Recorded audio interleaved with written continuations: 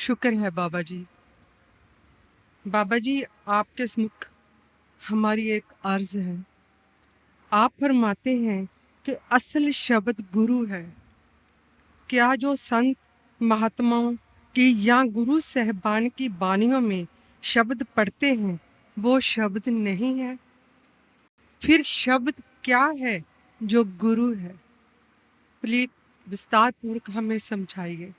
बेटा, इंसान हर एक चीज़ का अपना तर्जुमा करता है और अपनी तरफ से आसान तर्जुमा करने की कोशिश करता है।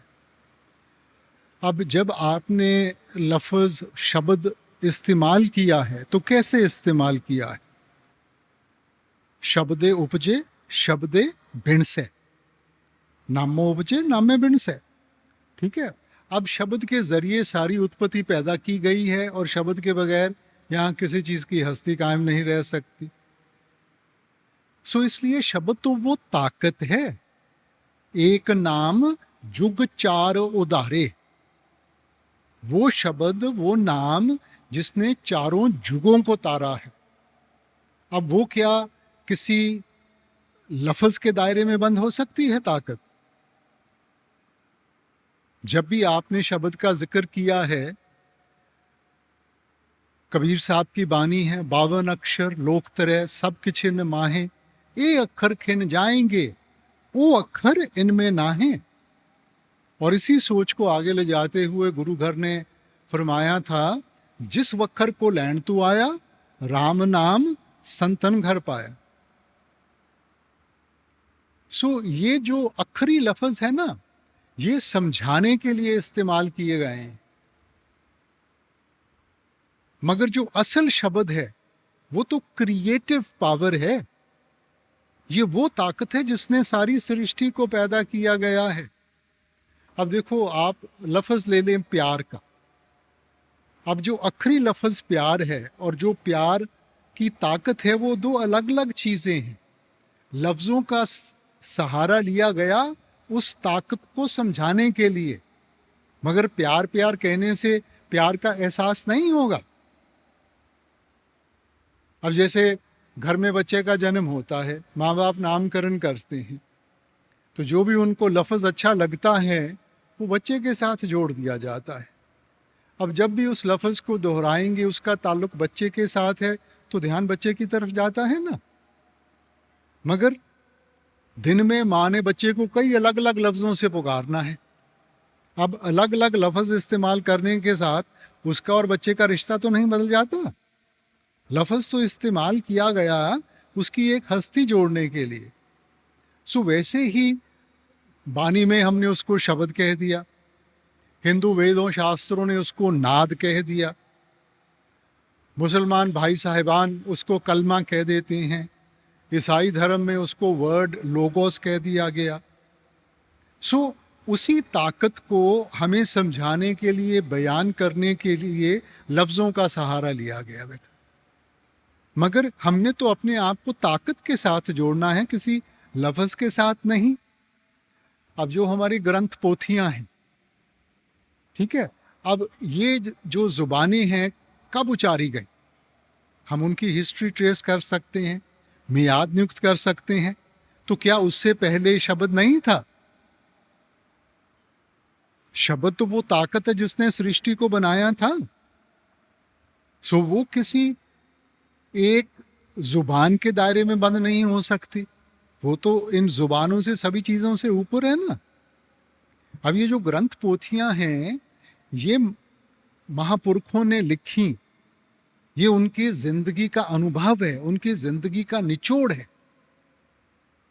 ये अनमोल दौलत आप हमें दे के गए हैं कि हम उनको पढ़ के कुछ सीखें और उसको अपने सामने रख के अपने आप को उसमें ढालने की कोशिश करें। हम उसका एक लिटरल मीनिंग ले लेते हैं कि जी ये कोई खास लफ्ज़ है। चलो, अगर लफ्ज़ भी है तो फिर कौन सा लफ्ज़? ग्रंथ पोथियां तो इतनी लफ्ज़ों के साथ जुड़ी हुई हैं ना। हमने अपने आप को उस एक नाम के साथ जोड़ना है। इसलिए आप कहते हैं इस जग में नाम अलभ है, गुरमुख बसे मन आए। ये वो ताकत है जिसकी पहचान हमें नहीं हो सकती। गुरमुखों की संगत में जाती हैं, वो युक्ति समझाते हैं, उस युक्ति को अपनाएंगे, ध्यान को अंतर्मुख करेंगे, तब हमें उस सच्चे शब्द की पहचान होगी। कबीर साहब की भी बानी सुनते हैं ना, कबीर आधी साख यह कोट ग्रंथ कर जान, नाम सत जग झूठ है, सुरत शब्द पहचान। कि जब सुरत को शब्द के साथ जोड़ेंगे तब उसका एहसास होगा, तब उसकी पहचान होगी। ये कोई अखरी लफ्ज नहीं है। अब ये जो हम पंजाबी जुबान बोलते हैं, कुछ साल पहले तो ये जुबान नहीं थी बेटा। तो क्या इसके पहले कोई मुक्ति नहीं हासिल करता था? किसी को शब्द की पहचान नहीं थी बेटा। सो लफ्ज उचारे गए हैं हमें समझाने के लिए। अब ये शब्द को हम अंग्रेजी में तर्जमा करें, हम इसको वर्ड कहेंगे। तो ईसाई धर्म में भी यही फरमाया गया है, in the beginning was the word and the word was with God and the word was God. शुरू में वो शब्द था, वो शब्द मालिक के पास था, वो शब्द ही मालिक था, शब्द ही मालिक था। And all things were created by it, और सब कुछ उसके जरिए बनाया गया, और इसके बगैर यहां किसी चीज की हस्ती कायम नहीं रह सकती। गुरु घर की बानी में आपने फरमाया, उत्पत परलय शब्दे होवे, शब्दे ही फिर उपत होवे। शब्द वो ताकत है जिसने सृष्टि बनाई है, जिसके बल के ऊपर दुनिया खड़ी है। मालिक अपनी मौज में आके सृष्टि से शब्द को वापस बुला लेगा, सब चीज की हस्ती खत्म हो जाएगी। अपनी मौज में आकर दुनिया को फिर से कायम करना है, शब्द ही फिर उपत हो गए। इसलिए वो ताकत है बेटा, वो क्रिएटिव पावर है, कोई लफ्ज नहीं है।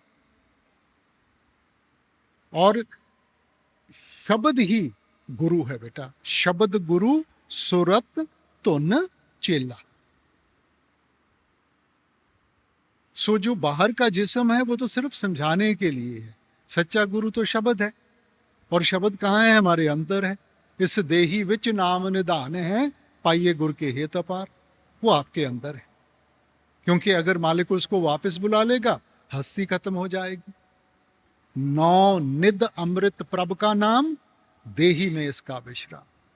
वो अनमोल दौलत वो आपके अंदर है, और मिलेगी, अंदर से मिलेगी। शुक्र है बाबा जी, शुक्र है।